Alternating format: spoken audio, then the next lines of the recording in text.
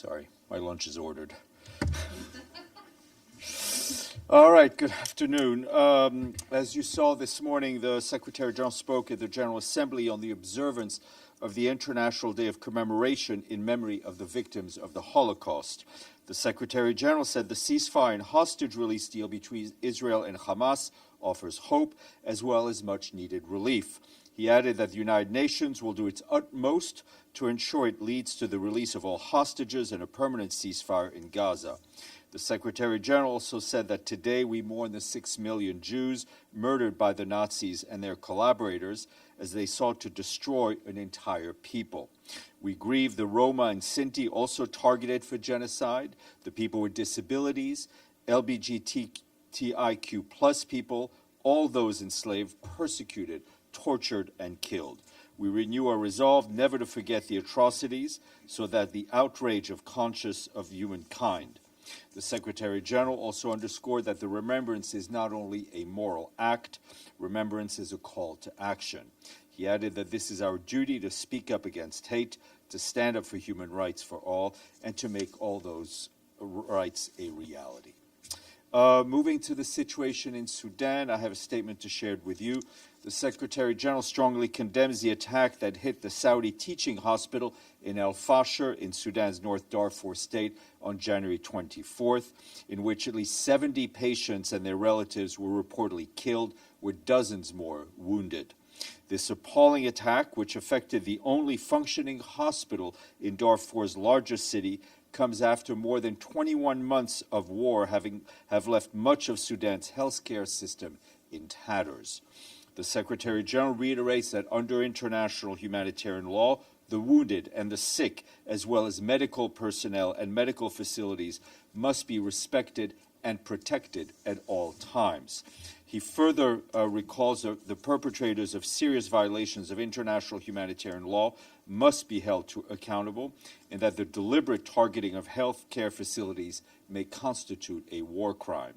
The Secretary General renews his appeal to the parties to immediately cease the fighting and take steps towards a lasting peace that the people of Sudan demand. And you will have seen that on Friday night we issued another statement on the recent escalation of fighting in Sudan, particularly around the Al Jili oil refinery north of Khartoum, as well as in El Fasher.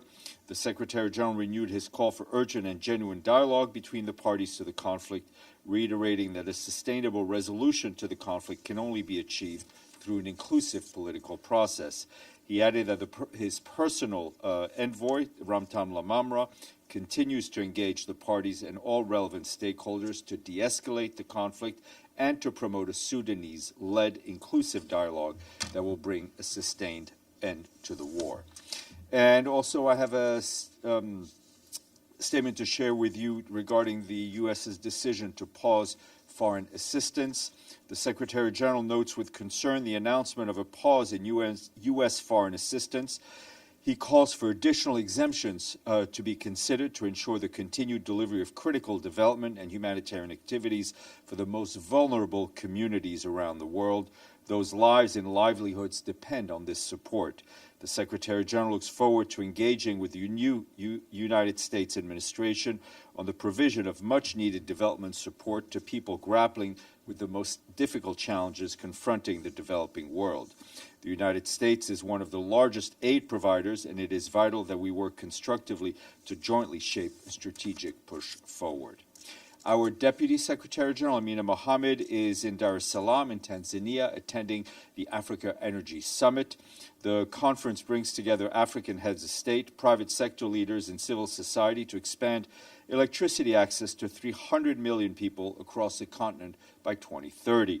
At the summit, Ms. Mohammed emphasized the crucial role of energy transition to advance education opportunities, empower women, and boost small companies across the continent.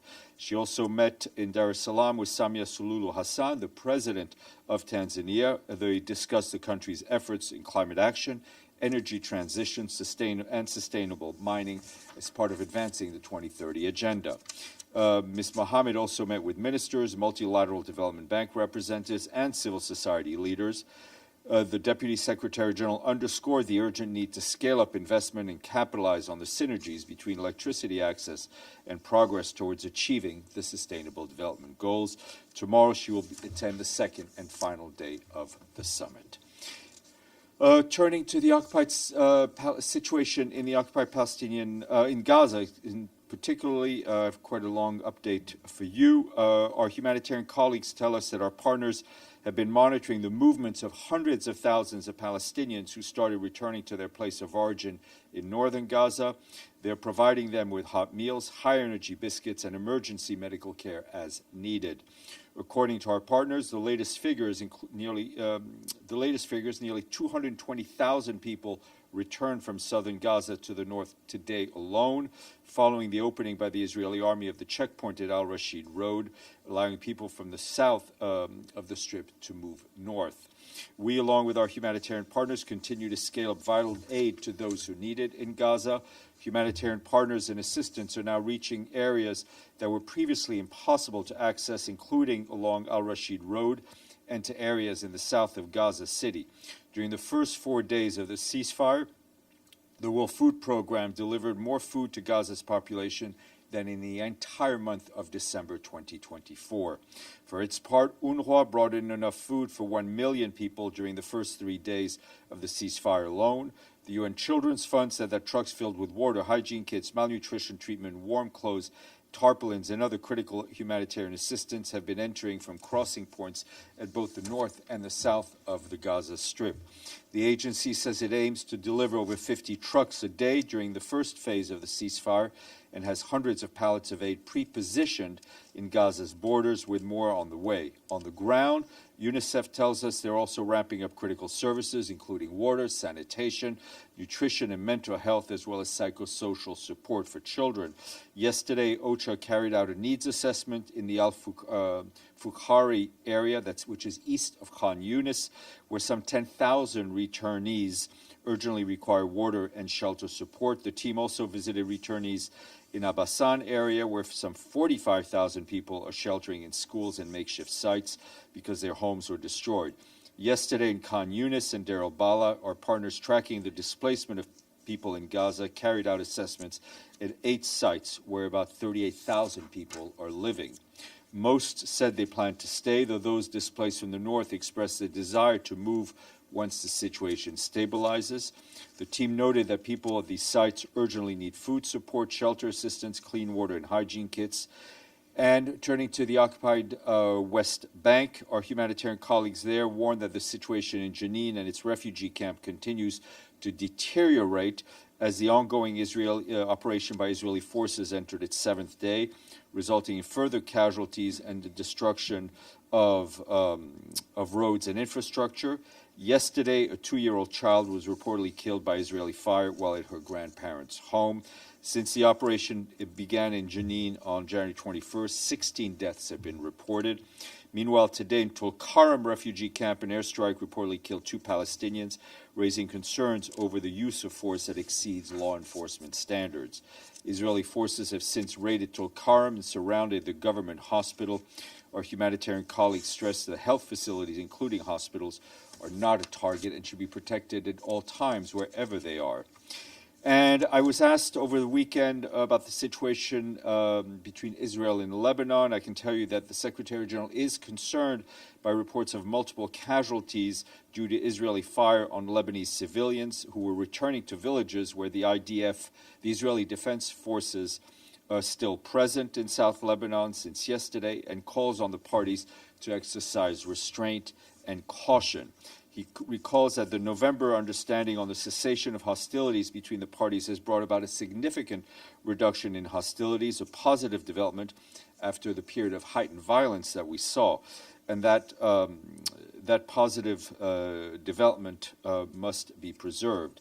The Secretary General welcomes the extension of the arrangement between Lebanon and Israel, which is monitored by the United States and France since until 18 February. The Secretary General urges Israel and Lebanon to honor their commitments to the cessation of hostilities understanding. He urges a continued progress in the deployment of the Lebanese armed forces and the withdrawal of the Israeli Defense Forces, and to further avoid any action that could raise tensions, endanger civilians, and further delay their return to their towns and villages on both sides, in Israel and in Lebanon. The Secretary General continues to urge the full implementation of Resolution 1701 as a comprehensive path forward towards a longer-term peace, security, and stability on both sides of the Blue Line. We remain absolutely committed to supporting the parties to uphold the cessation of hostilities and their obligations under 1701. On the political front, our Special Coordinator for Lebanon, Janine Hennis Plashaft, met today with the Lebanese caretaker Prime Minister, Najib Mikati. Both agreed on the critical need for commitments related to the cessation of hostilities to be met with, and for steps forward to the concrete implementation of 1701 to be taken. Last week, she met with the Israeli Foreign Minister, Gideon Sar, in Israel. They also discussed progress and challenges to the implementation of the cessation of hostilities understanding and the need for the full compliance in the interests of security and stability on both sides of the Blue Line. And staying in the region and moving to Syria, our envoy Geir Pedersen is still in Syria, where he continues his engagements with the caretaker authorities and a wide range of high-level officials and other Syrians. In all his engagements, he continues to emphasize the strong international consensus on the need to support Syria, reiterating at the same time the importance of political process that is inclusive and that is Syrian-led. Also today, High Commissioner for Refugees Filippo Grandi who was in Syria since Friday. He wrapped up a visit to the country today in Damascus with the caretaker authorities, including Ahmed al-Shara, focused on how to best support Syrians going home. He also went to Aleppo, and where he spoke with families who described the harsh realities they faced upon their return and their need for an urgent support so they can reunite with their families and start rebuilding their lives. UNHCR said that since September, more than 500,000 refugees have returned to Syria, including 200,000 after the fall of the regime. And just to note that Mr. Grandi's visit to Syria follows a one-day visit to Lebanon. He will then be going off to Turkey and to Jordan. In addition to what you heard at length from Mr. Lacroix and Mr. Le Marquis, I wanted to flag for the record that we issued a statement yesterday on the DRC in which the Secretary General expressed his deepest condolences to the families of the fallen peacekeepers, as well as their governments and the people of South Africa and Uruguay. And also, just on the humanitarian note, just to put into the record, that yesterday our emergency relief coordinator, Tom Fletcher, allocated $17 million from the Central Emergency Response Fund for urgent response to new displacements in North and South Kivu provinces in the eastern part of the DRC. The funding will support emergency assistance to vulnerable people and communities facing displacement since the beginning of January. This includes food aid, restoration of water, sanitation, and hygiene services to prevent the disease outbreak, and health services and emergency medical care for injured people and temporary shelter. And you saw, I just want to flag for the record, that the Secretary General appointed Hannah Tete of Ghana as his new special representative for Libya and head of the political mission there. She succeeds Abdoulaye Batili of Senegal, who served in that post until May of last year. The Secretary General is grateful for his leadership, as well as to the leadership of the Deputy Special Representative, Stéphane Khoury, who led the mission in the interim as officer in charge. We welcome Ms. Tete. And tomorrow, 2 p.m., there will be a briefing here with Thomas Kontogeorgios, the Chief of the Office of Disarmament, Demobilization, and Reintegration, along with Mai Shahin, the combatant for peace, and activist Iris Gour. This is from the Mine Action Service. And at 3:15 p.m., Philippe Lazzarini, Commissioner General of UNRWA, will be briefing the press, most likely here in this room, but if not at the stakeout. And we thank 2 countries in Southeast Asia for joining the honor roll. Not only did they join the honor roll together, they also share a border. Malaysia and Thailand, very good. I just guessed. I didn't really... Well, listen, you can't win unless you play. So, Deji, congratulations, and most importantly, we thank our friends in Kuala Lumpur and in Bangkok. Yes, last time you said it's the longest capital city name. Do you still remember the name of the Thailand? What? Capital city, the name of yes. Yeah. We try to change our quiz every year. Okay, couple of questions. A follow-up first. You just mentioned about in the statement of about the pause for U.S. foreign assistance. Has the Secretary General now had any form of contact with the new administration now? Will there be any arrangement or scheduled call? As soon as something is scheduled between the Secretary General and a representative of the new administration, I will inform you. Okay.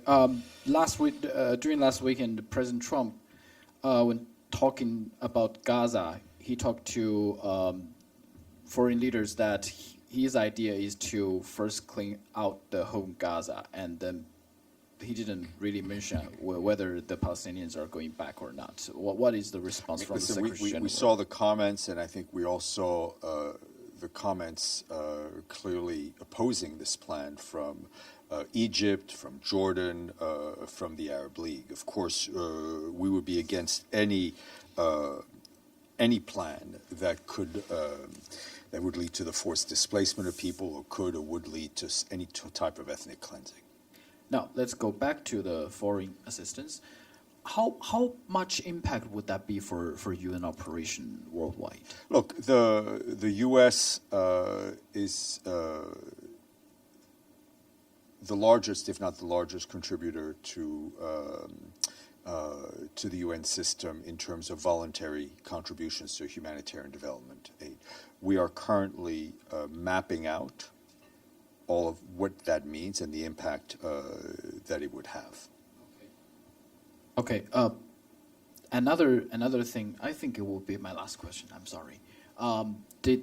Did Secretary General meet with President Herzog today? Yeah, he's meeting with him. He saw him. They were together, and they will meet. They will meet again. Will there be any solutions for UNRWA now? That's like a week. Within a week? I think obviously we are laser focused on the humanitarian situation in Gaza and the occupied West Bank, the impact that it would the full UNRWA ban would have.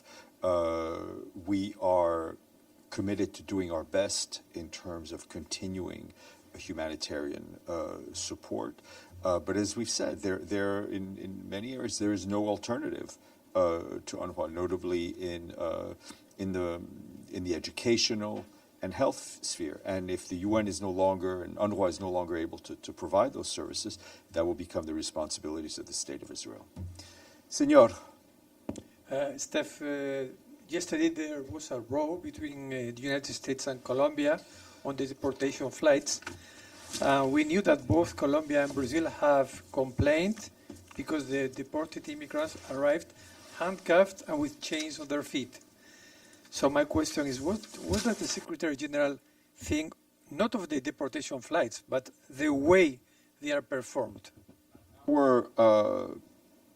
Our position on how migrants are treated, how asylum seekers and refugees are treated, has remained constant and will remain constant.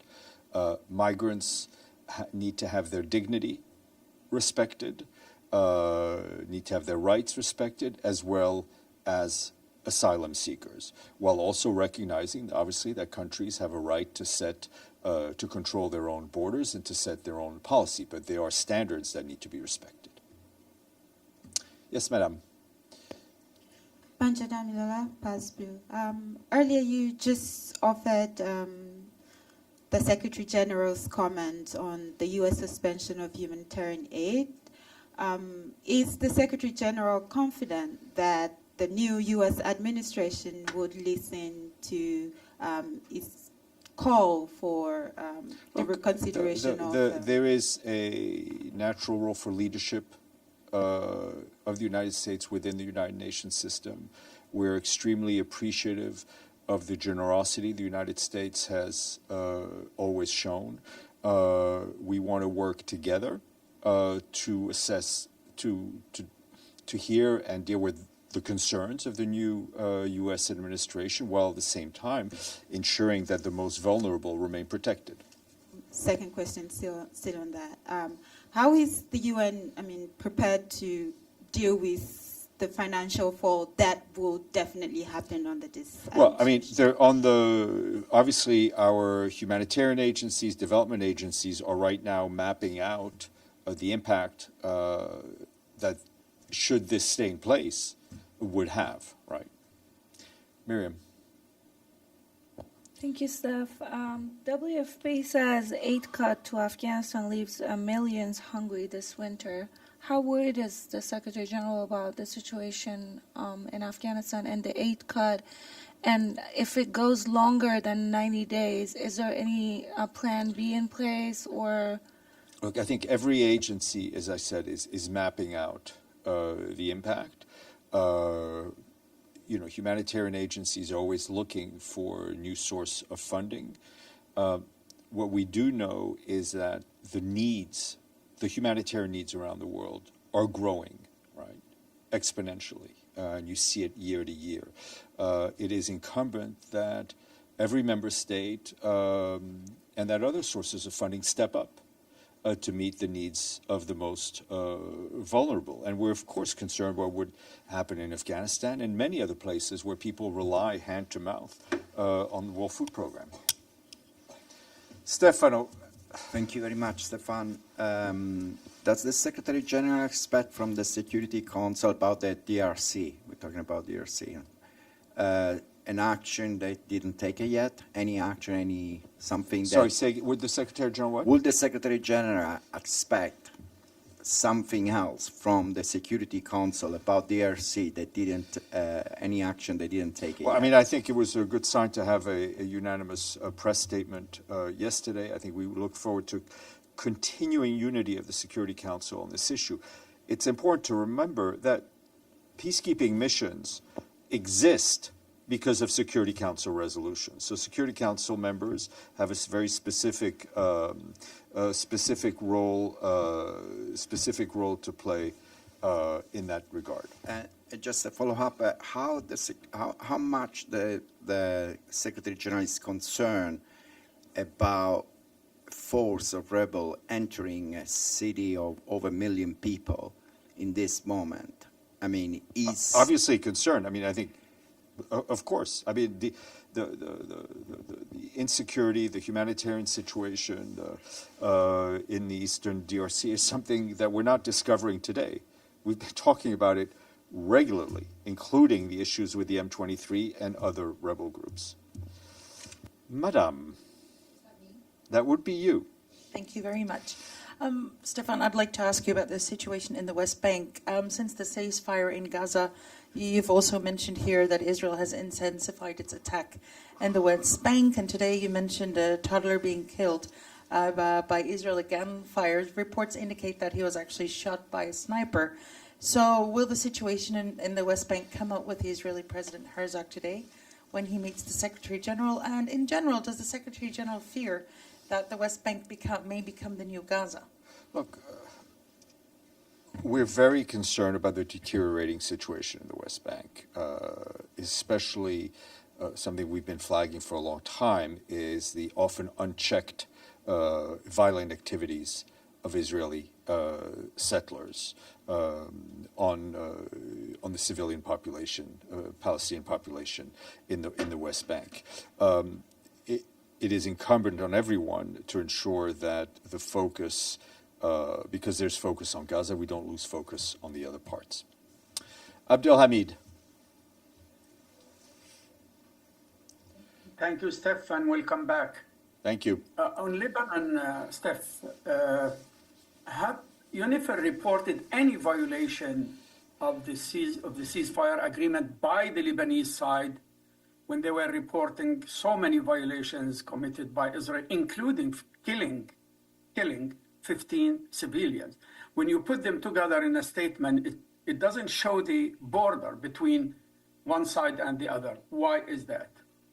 I understand your question, Abdelhamid. My question, did you receive any report in violation of the ceasefire agreement by the Lebanese side? We are constantly monitoring and reporting back. I have nothing more to add than what I said today. Did you have another But question? did Israel withdraw from South Lebanon as the agreement agrees that Sunday was the last day Well, for I Israeli mean, presence? you saw that there was an agreement to prolong that period. But was the UN involved in that agreement? It's that between is- the US and That is not Israel. something we were directly involved politically. My second question about the hundreds of thousands of Palestinians moving back to their homes in northern Gaza. What lesson you can draw from that return, if any? I'm not sure what you want me to say. I mean, what we are doing, and I think we were very clear about the humanitarian support we're providing them. I think it is what is also crystal clear is that it will take a long, long, long time for people to rebuild their lives and rebuild their homes. Okay. Thank you. Thank you all. Yeah, thank you.